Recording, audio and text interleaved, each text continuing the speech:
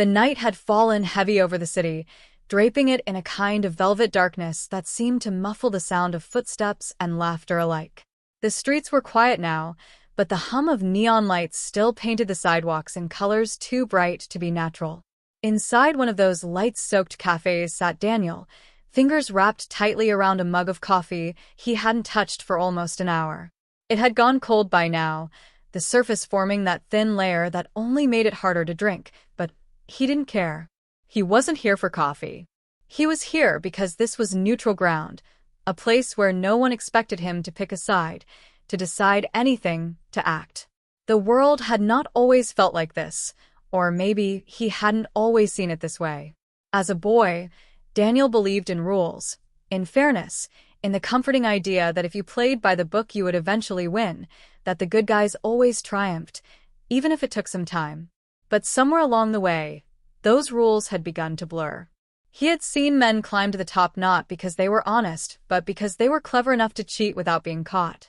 He had watched people with soft smiles and sharper tongues cut others down and still be praised for their brilliance. It was like the entire game had shifted when he wasn't looking, and now he was left holding a rulebook no one followed anymore. It started small. The first time he was offered a shortcut, it didn't even feel like cheating. He had been working late at the firm, buried under a stack of files, and an older colleague leaned on his desk, grinning. "Just copy the last quarter's report," the man said. "Change a few numbers. They'll never check. You'll save yourself a week." Daniel had hesitated, the words prickling against the part of him that still believed in doing things right. But he was tired, too tired to fight, and so he had done it. And no one said anything. No one even noticed. The report was accepted, the client was pleased, and Daniel's name was praised in the next meeting. For a moment, he felt lighter, as if the world had finally given him permission to breathe. That was the first step. The second came easier. A favor here, a little lie there. Nothing big enough to make him lose sleep, nothing that hurt anyone, or so he told himself. But each time he found the line a little further back, until one day he looked up and realized he wasn't standing anywhere near it anymore. He had crossed so many invisible boundaries that he couldn't even see where they used to be. And that was when the doubt started to creep in. Tonight was supposed to be the night. He made a decision. Across town, a deal was waiting for him, one that could make his career or break it. The man offering it wasn't someone Daniel liked, but he was someone who got things done, and Daniel knew exactly what accepting the deal would mean. He would have to play dirtier than ever before, cover his tracks so well no one could ever trace it back to him. If he said yes, he would walk out of this maze richer, more powerful, maybe even respected. If he said no, he would lose everything he had clawed for, and there would be no coming back. The coffee shop door opened and closed with a soft chime, and Daniel's eyes flicked to the glass without really seeing who came in. His mind was elsewhere, back in the small apartment he had grown up in, remembering his father's voice telling him that a man was only as good as his word. He remembered his mother's tired smile as she told him to stay true, no matter how hard life became. They had believed in the world, or at least in the possibility that it could be good. He wondered what they would think of him now. The clock on the wall ticked louder than it should have, every second a reminder that the world would not wait forever. He could feel the weight of the choice pressing down on him, the strange thrill of standing on the edge of something he could not take back. It would be so easy. Just a message, just a nod, and the path would unfold before him. He imagined what it would feel like to win, to finally stop being the one who played by rules no one else respected. Maybe it wasn't even about money anymore. Maybe it was about proving that he could survive in this world that rewarded cheats and punished the naive. But then he thought about the morning after. The first morning he could live with. The second, maybe. But how many mornings could a man wake up knowing he had become exactly what he once despised? The maze had no exit signs, no clear path back to the person he had been. He could already feel how easy it would be to keep going, to keep justifying, to lose himself completely. When he finally rose from the table, the coffee was stone cold, untouched. He left it there along with the decision he could no longer delay. Outside, the air felt sharper, cooler, like it had been waiting for him to step into it. The city stretched out in front of him, buzzing with secrets and lies and promises too sweet to resist. Somewhere inside, he knew which way he was going to turn. He didn't know if it was the right choice, or if right even existed anymore, but he knew it was his. And for tonight, that would have to be enough. The streets glistened faintly under the soft drizzle that had started while Daniel sat inside, as if the city itself were washing away the dust of its own sins. He walked without haste, his hands shoved deep into his coat pockets, his shoes making small splashes and puddles that reflected the neon lights.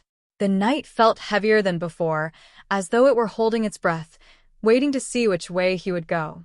He passed faces lit by phone screens, brief glimpses of strangers whose lives he would never know, each one navigating their own maze of choices, compromises, and half-truths. Some looked tired like him, others hollow-eyed and hungry, some smiling too wide for this late hour, as if they had already made their deals with the world and were living with the outcome. Daniel felt like he was walking among ghosts, not dead, but not quite alive either, each one surviving in a system that asked too much and gave too little. The place where he was meant to meet was just a few blocks away now, an office that never slept, its windows always glowing like watchful eyes. He could picture the man waiting inside, a slick smile, a pen ready to sign, contracts that would bind Daniel tighter than any rope. They wouldn't talk about morality, about fairness, about the people who might be crushed in the process. They would talk about numbers, results, efficiency. Clean words for dirty work. Daniel stopped at the corner. The rain had soaked through his collar, cooling the heat of his skin, but he barely noticed. His phone buzzed in his pocket, an impatient vibration that reminded him time was running out. He could almost hear the man's voice. "Well, are you in or out?" He thought about all the people who would be affected if he said yes. Employees who trusted him, clients who believed in his integrity, competitors who might never recover. He thought about himself, not tomorrow, but 10 years from now, standing in front of a mirror, seeing a stranger who had learned to cheat so well he no longer knew how to stop. And yet, there was that other part of him, the part that whispered that maybe the maze was never meant to be solved, only survived. Maybe everyone was cheating, and he was just late to the game. If he turned away now, he would lose everything he had built. The maze would spit him out broken, forgotten, left behind by those who had the courage or the ruthlessness to keep playing. A figure passed him, brushing his shoulder. The man didn't apologize, just kept moving, his expensive coat flaring slightly in the wind. Daniel watched him go, realizing with a jolt that he recognized him. A rival from a case last year, the kind of man who won by finding loopholes Daniel never dared to exploit. He looked untouched by the rain, untouchable in general, and Daniel felt a spark of anger cut through his hesitation. He could walk away, yes. He could go back to his apartment, pour himself a drink, and tell himself he had done the right thing. He could watch someone else take the deal, watch them rise while he stayed where he was, and tell himself it didn't matter. But deep down, he knew it would matter. It would gnaw at him every time he saw another man win by doing what he had refused to do. The phone buzzed again. Daniel pulled it out, staring at the screen, the message short and sharp. Decision? He took a breath, feeling the rain trickle down his face, and typed a single word back. His thumb hovered over the send button, his heart hammering hard enough to make his hand shake.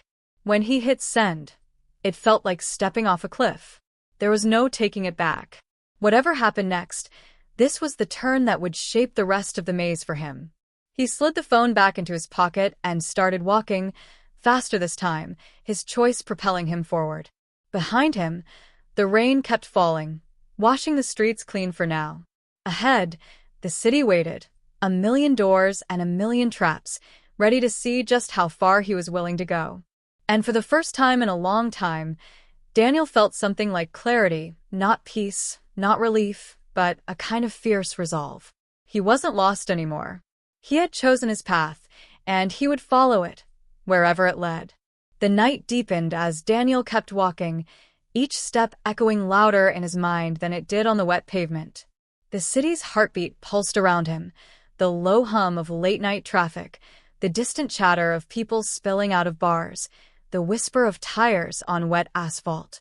He didn't rush, though his decision had already been made. He moved with the deliberate pace of someone who understood that what came next would not just change tomorrow, but every tomorrow after that. He crossed another street and felt the weight of memories pressing in uninvited. He saw the face of the intern who once asked him if integrity still mattered in their line of work. He had told the kid yes, of course it mattered. What kind of man would he be if he didn't believe that? But tonight he wondered if he had been lying, or worse, if he had been naive.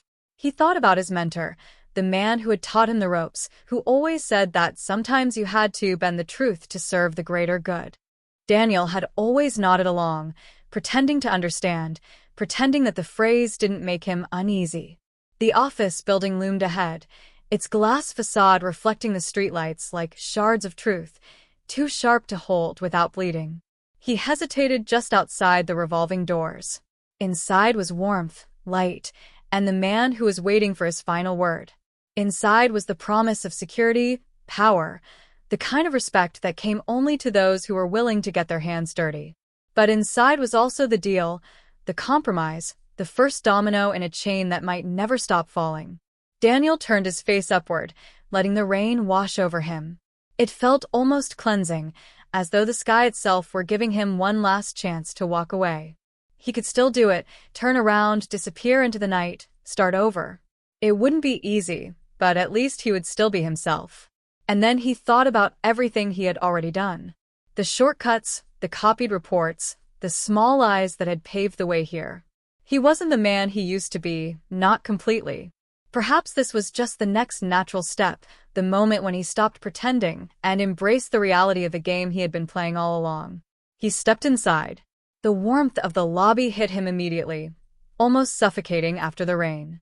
The man was waiting at the far end, seated with the relaxed confidence of someone who already knew what Daniel's choice would be. He smiled as Daniel approached, a knowing curve of the lips that said, "Welcome to the real world." Daniel sat down across from him, his coat dripping onto the polished floor. The contract was on the table, its pages neat and expectant. The pen was placed on top, as if daring him to pick it up. For a moment, neither of them spoke. The rain pattered softly against the windows, the sound oddly distant now. Daniel reached for the pen, his fingers curling around it. It was heavier than he expected. He signed. The man's smile widened, satisfied, but Daniel didn't look at him. He was staring at his own signature, black ink on white paper, permanent now. His chest felt tight, but there was no turning back. The deal was done. When he left the building, the rain had stopped.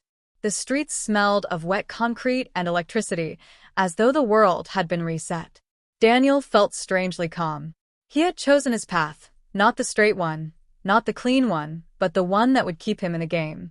The moral maze was no longer something he was lost inside. It was something he had learned to navigate.